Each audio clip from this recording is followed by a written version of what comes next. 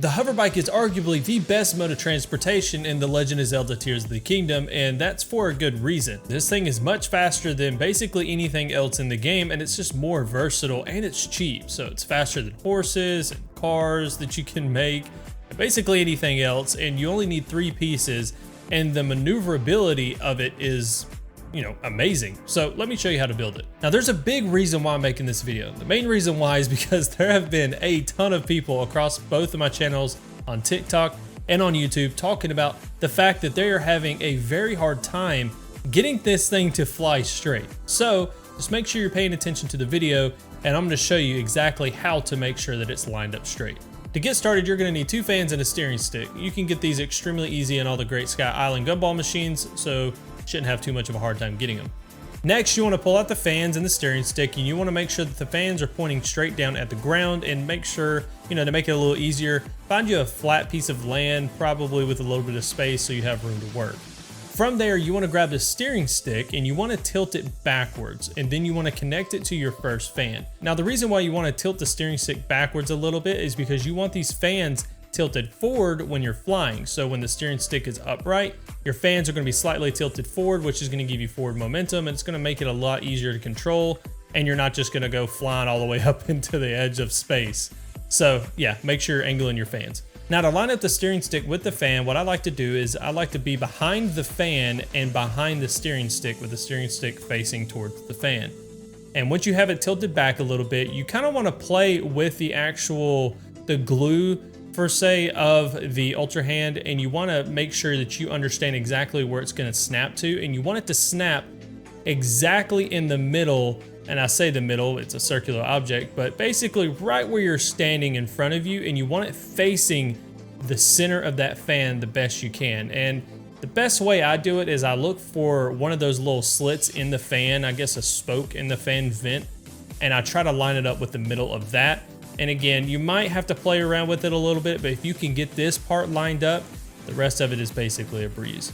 Once you got that lined up, the next thing you want to do is connect it to the back fan. So you want to grab the steering stick and the front fan together, and you want to connect it to that back fan. So basically, again, what I like to do is I like to stand behind everything, and I want the steering stick this time to be in front of the back fan. That way we can kind of see where it's going to snap to.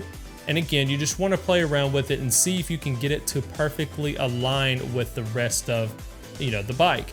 And again, you might have to play around with this a little bit. And if you don't get it perfectly aligned on the first shot, make sure you grab the back fan to disconnect it. Don't grab the steering stick, or you're going to disconnect everything. So grab the back fan, disconnect it, grab your steering stick, and try to reconnect it.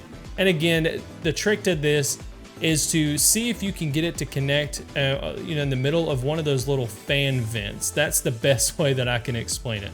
And that's basically it. The next thing you want to do is just hop on it and make sure it flies straight. And if it does, go ahead and save it as a favorite in your auto build. And if you don't know how to get the auto build, just go down to the Great Abandoned Central Mine. I'm not going to explain too much about it because there is some storyline quest stuff that happens with that.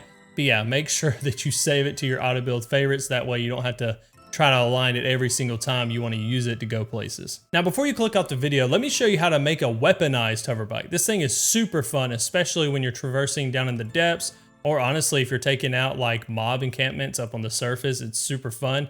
All you need to do is you want to connect 3 fans to the hoverbike instead of 2.